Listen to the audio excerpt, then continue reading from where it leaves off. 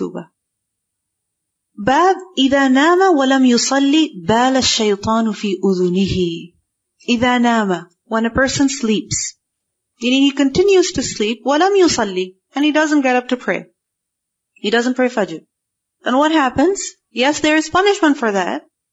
But even in this world, there are consequences. What are those consequences? The effect of shaitan, the hold of shaitan. And one of those ways is that bala shaitan. Shaitan bala. Bawl is urine. So bala, shaitan urinates. Where? Fi udhunihi, in his ear. Astaghfirullah. Shaitan urinates in the ear of the person who does not get up to pray Fajr. Gross. I mean, a human being's urine, of course it would be horrible. But that of shaitan? Shaitan? It's disgusting. But it's amazing how we will miss one day after the other. We make it into a habit. Sleeping through Fajr, and then getting up whenever, and then praying, maybe then, or maybe not. This is something very serious. بال الشيطان في أذنه. Just think about this. حدثنا مسدد قال حدثنا أبو الأحوص قال حدثنا منصور عن أبي وائل عن عبد الله رضي الله عنه قال ذكر عند النبي صلى الله عليه وسلم رجل. He said that a man was mentioned near the Prophet sallallahu alaihi wasallam. فقيل, so it was said about that man that ما زال نائما حتى أصبح. That man continued to sleep until it was morning. ما قام إلى الصلاة. He did not come to prayer, meaning he did not perform the prayer. He just kept sleeping until the time of Fajr was gone.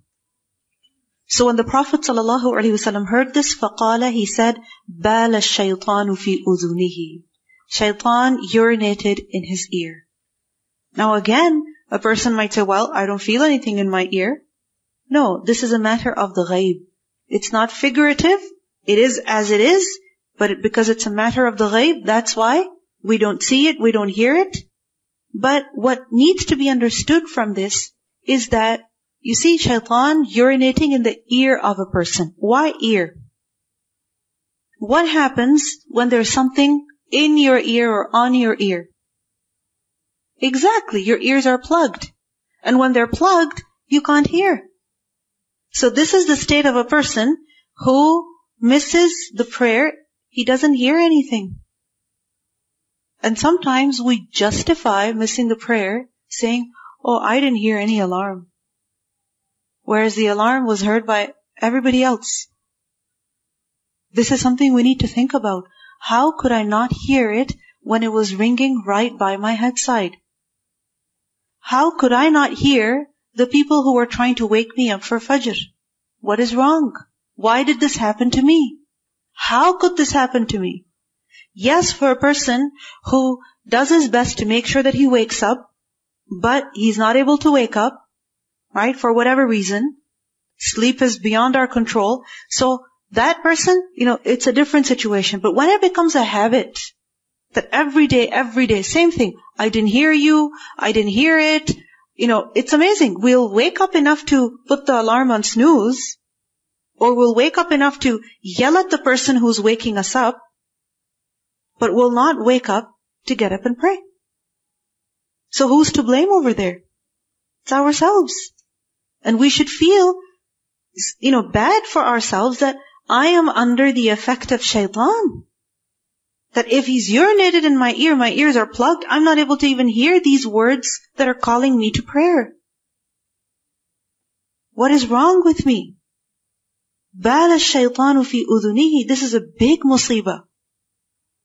It's one of the easiest things we can do, just listening, right? And guidance comes from listening at first, right? So it's like if our ears are plugged, then our hearts are slowly going to harden too. So this is why, remember the previous hadith. As soon as you wake up, you hear those words, you hear that sound of the alarm, you hear the words of your mother or your spouse or whoever's trying to wake you up. What do you need to do? Immediately, dhikr of Allah. say something, remember Allah, untie that knot, weaken the plot of shaitan, and get up.